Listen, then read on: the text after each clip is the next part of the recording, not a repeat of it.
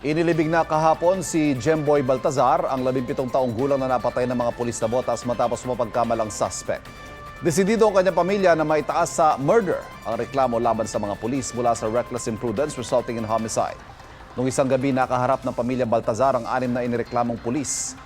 Nagsorry daw ang mga pulis sa ina ni Jemboy na si Rodaliza, pero wala raw umamin sa pagpatay. Sa misa para kay Jemboy, nagbigay ng mensahe si Caloocan Bishop Pablo Virgilio David sa pulisya.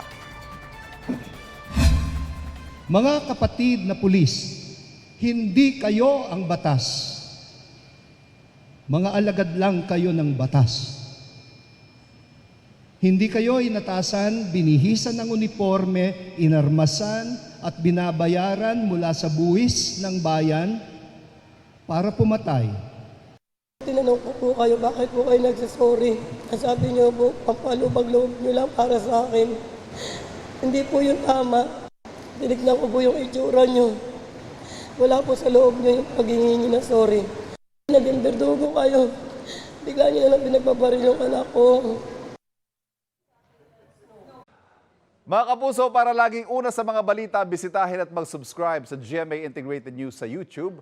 Sa mga kapuso abroad, samahan niyo kami sa GMA Pinoy TV at sa www.gmanews.tv.